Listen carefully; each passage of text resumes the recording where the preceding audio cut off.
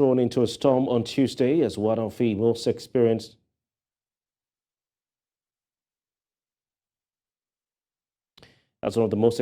members of the National Assembly, Senator Ali Ndume, walked out of plenary. The senator's action came after he accused Senate President Godswill Akpabio of taking actions that are against the rule of the House, an accusation that the Senate President said is out of order. This led the Borno South lawmaker and whip of the Senate to stage a walkout in protest against the Senate's president's action. The Nigerian Senate is in dire straits, and the coming days will open more intrigues into the happenings at the National Assembly. Tonight, joining us to discuss this further is Farouk. Bibi is a public affairs analyst. He joins us live via Zoom from Nigeria's capital, Abuja. Farouk, thank you so much for your time. Thank you for having me. Farouk, what's your assessment of Godswill Akpabio? Let's start on this note. What's your assessment of Godswill Akpabio's leadership of the 10th Senate so far? So far, it's not steady. It's like you see, rumbling. It's a bit unbalanced. But like we call Akpabio is an uncommon politician, uncommon capacities. Probably within some time, he might be able to stabilize. But certainly, there is a lot of inexperience exhibited by Akpabio. Probably he's more used to the executive aspect of governance, and might just be, learning the ropes. And this is a bit difficult with a lot of competition coming from experienced senators and ambitious senators, and probably senators with a lot of money in the bags. But so long as the president continues to support him, he has some advantage because I think his major competition within the next 1 year, if he stabilizes after 1 year, might only come from his zone. And I don't see a senator coming from his zone becoming that important. Most of the opposition he gets are from up north, and it might not be very, very possible to, looking at the normal zoning arrangement, to get anybody from up north to replace the Senate president. So somebody will not come from the southwest, where we have some senators. And so it's between him and the southeast, and I think he might be able to retain some control. But certainly there is a lot of instability in the Akpabio ranks. All right, Farouk, what underlying issues or grievances might have contributed to the clash between Ali Ndume and Nigeria Senate President Godswill Akpabio during that plenary session? I'm sure you saw the videos where Ali Ndume was trying to raise a point of order, and he was cut short by Akpabio. He tried to make some points, but are there underlying factors, underlying issues? We're aware of the build-up, the run-up to Akpabio's emergence as Senate President. We're aware of some of the other things that have been happening around. So what underlying factors would you point to say this may have been behind that? I think it's historic. It's never happened in my memory in the Senate where the chief whip will pack his things and walk out. Yes, you might never really know, because in the end, even Ndume tried to play down his walkout by arguing that he went to pray. It was time for prayer, but certainly it was a walkout that was because of probably some underlying frustrations, like you said. These frustrations could be very obvious because at the time, the Senate contest was going on. I think Ndume would have been one of the most qualified senators by merit to have contested that position and had won. But of course, the president, Bola, personally called him and asked him to give in to Senator Akpabio, and probably there might have been some promises, or he might have expected more respect from the Akpabio administration, more recognition from the Akpabio administration. But what triggered this also shows that the Senator Ndume himself tried to caution indirectly as Akpabio on his inexperience by raising orders that telling the president that certain mistake had been made, and therefore there's certainly a requirement for those mistakes to be corrected for the records of the Senate, for the nature of the Senate is not a place where you allow things undone and so on. And that must have ached Fabio to have ruled him out of order. So you might suspect that outside the preliminary, when they meet, there might not be so much ambience between the two. Probably they have had some interactions between them, and that interactions must have raised some bad blood between them, and Akpabio is a bit uneasy with the statements coming from Senator Ndume. But by nature, Akpabio, probably if you look at his history and the way he governed the state, even from the time he was commissioner, seems to be a very calculating but ultimately domineering figure. As even at the time he was seeking for the presidency, he must have been picking out people that could be future problems to him. And he would find ways, one way or the other, to ultimately be the most dominant person in the Senate if the president continues to give him the support he requires. You could see that the contest from the Zamfara state governor has virtually fizzled away by just an underground move that was executed perfectly as a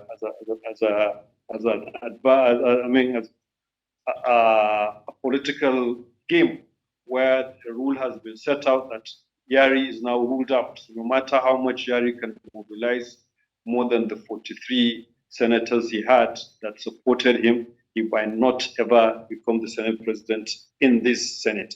And now Senator Abo is claiming that the Senate president is coming out to them through the judiciary. I would not discard any political moves Akpabio makes as an uncommon politician to sustain himself in power. I will not discard anything. Right. But in ambience, he's a very nice, outgoing, good person that would play you out before you know. Okay, quite interesting, Farouk. I mean, some are saying, some pundits are saying they would have expected the fact that Ndume, is a senior-ranking member, very senior member of the Senate, like you said, could have called Akpabio aside at a private meeting to say, okay, this is what we need to do, that's what we need to do, or maybe approached him to whisper to him like they do. But let's put the politics aside, and some are saying, okay, maybe this public rebuke is what irked Akpabio, but let's put the politics aside and look at the specific procedural errors raised by Senator Ndume during this session. For instance, like you already rightly touched on a bit, the fact that he does not take the full input of senators, or the allegation that he doesn't take the full input of senators in addressing issues. They don't read, acts or bills fully before passing those bills and all that. There is an allegation that there was a bill to empower the Nigerian military to start manufacturing weapons and missiles for national security. That bill, is alleged, was presented before the Senate, and some senators opposed the same-day presentation and review of that bill, citing lack of rigor and lack of review. So what are your thoughts on that? Well, I think there is inexperience, but there is also some element of loyalty to the president that Akpabio carries baggage of, which makes him to stand down martyrs until he's properly briefed, probably at the villa. And the senators are noticing that he's taking those decisions probably to delay things or to stop things until they are approved at the villa, and might not take it too kindly, because other senators do have good relationships with the villa, but they tend to give the impression to their colleagues that they have some independence, some element of their motions and bills are independent of the input of the villa, and so So those, and it's not just the ones that you mentioned. There are other instances where we have seen Akpabio deliberately sidetracking motions or positions that the Senate wants to take, and most likely they are because probably he needs or he seems to want to be briefed from the executive much more than he wants to discuss with his colleagues, much more than because from the way I noticed the Senate has been running, they have these off sessions probably at the guest house of the Senate president, where most of the issues you see discussed in the daytime and the morning are actually brought in informally and looked at and decided upon. I wouldn't say that that is the procedure, that is the process that is going on. Probably Akpabio seems to be moving away from that. Moving away from that will, of course, create an element of future dictatorship, because the way it is, many of the respectable senators that have lost elections now have left the Senate a little bit bare. And many of the senators that have come in have to work hard to attain certain reputation and charisma.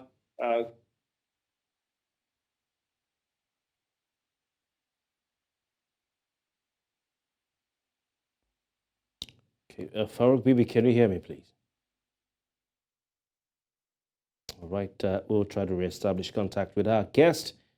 But of course, looking at the unfolding drama at the Nigerian Senate, which is the upper legislative house or parliament in Nigeria, where 7 senators clashed with the verbal back and forth with the Senate president, and the chief whip staged a walkout.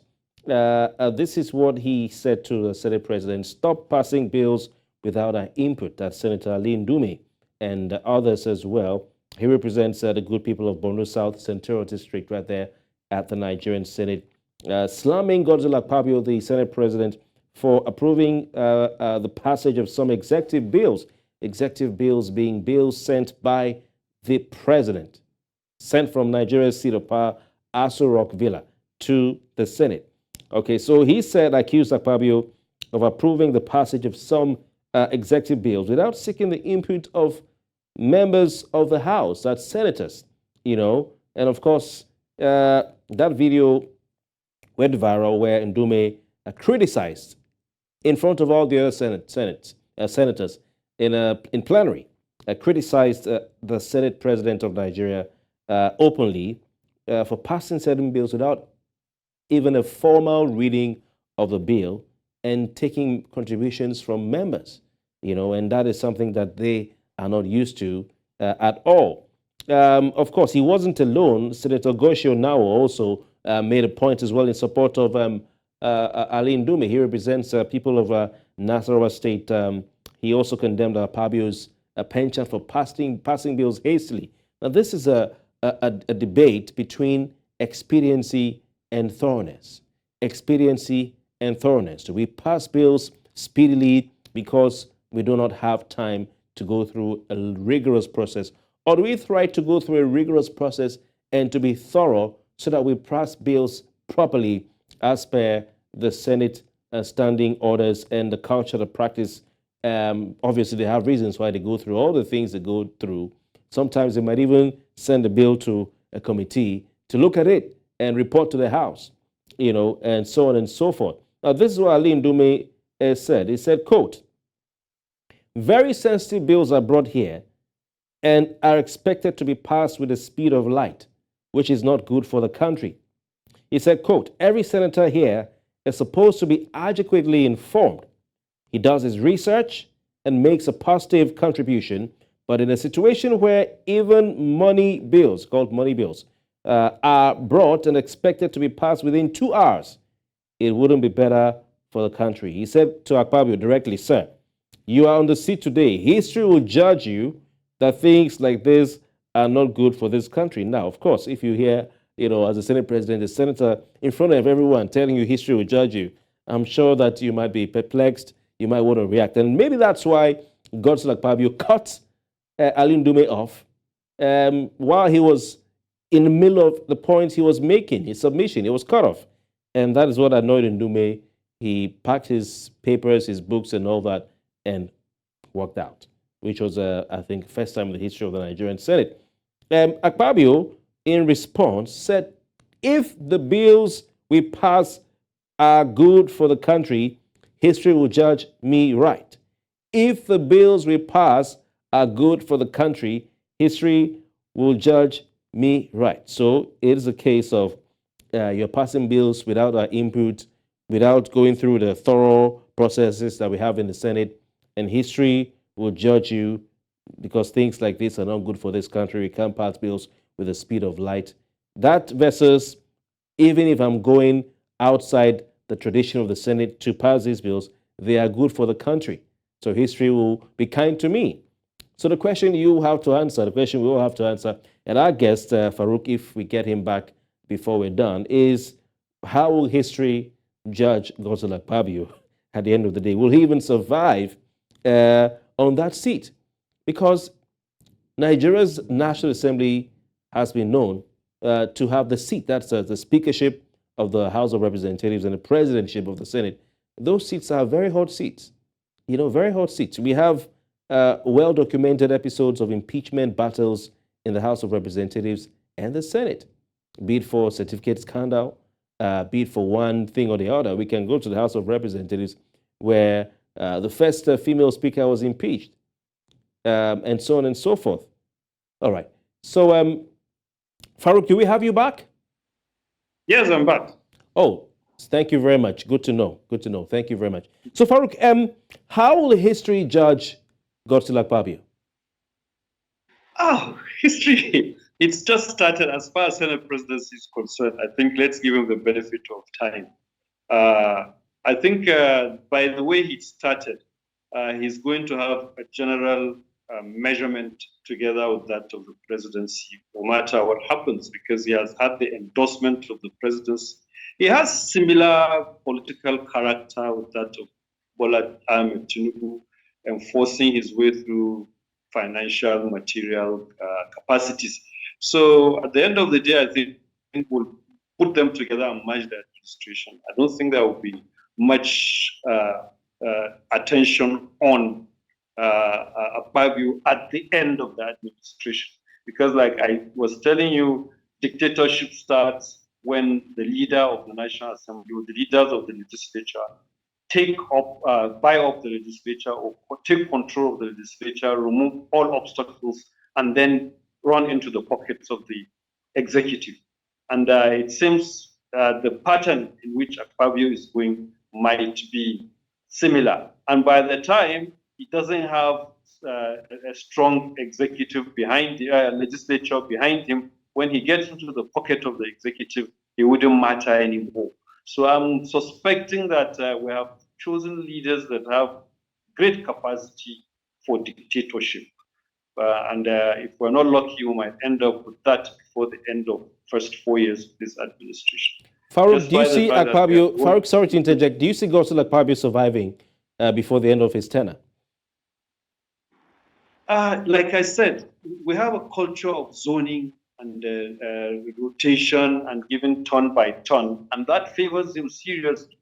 The most formidable senators that could come after him and be able to remove him are actually not positioned properly politically to become the number 3, because we have a number 1 that is Muslim, number 2 that is Muslim. Most likely the most capable person might come. And the tradition has been where the president is coming from the south, the Senate president comes from the south. We have a Speaker of the National Assembly coming from the north. It has been the tradition from PDP. It has not changed in APC. So that really sufficiently favors him and will continue to be a backup for him. If you see him lose out, probably a senator from either the southeast or the south would have become formidable enough to be able to come after his seat. And if that happens, we might continue to see what we saw during the during the first PDP 8 years of Obasanjo, where there were so many banana peels because the southeast senators could not really come together and back and support one of their own for the whole of the time. Anytime there was an opportunity, somebody makes a bit, and he gets the support of other senators from other parts of the country and removed a senator from the southeast. I do not see that happening yet in the south, but probably with time and formation.